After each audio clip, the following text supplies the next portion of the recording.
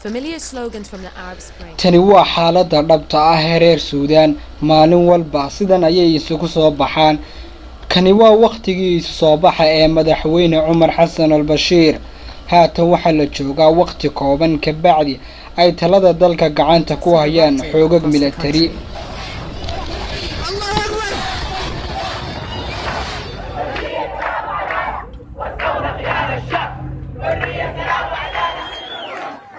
Demonstrations first. waxa ay dalbanayaan in talada dalka gacanta loo geliyo ururada rayidka ah But the people soon turned on symbols. dumarka weyleynayaan caruurta ma dhaafayaan xataa dadkii waaweynaa gargaar ayaanu dalbanaynaa President Bashir's motorcade, with him inside it, was openly jeered by crowds of Sudanese who seemed to have lost all fear.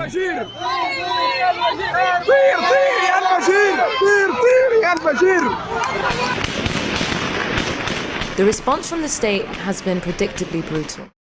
eeg halkan ciidamada ayaa xabadala dhacaya dadka ayayna kaga hortagayaan mudaharaadyadooda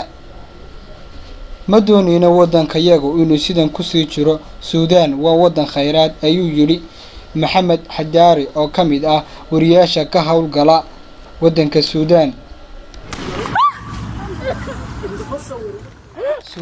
oo soddonkii sano ee ugu dambeeyay uu talada waddankaasi gacanta ku hayay madaxweynihii hore ee Umar Hassan al-Bashir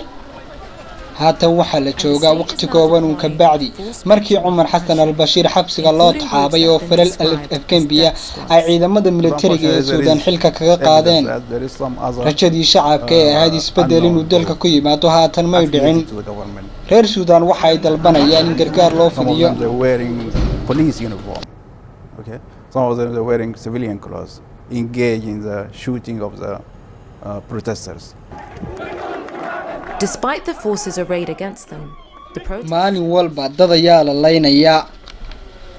kuwani maaha miyaa shacab reer Suudaana dhibaatada ay galabsadeen maxay tahay qaar ayaa guryahooda laga soo qafaashaya himself remained defiant.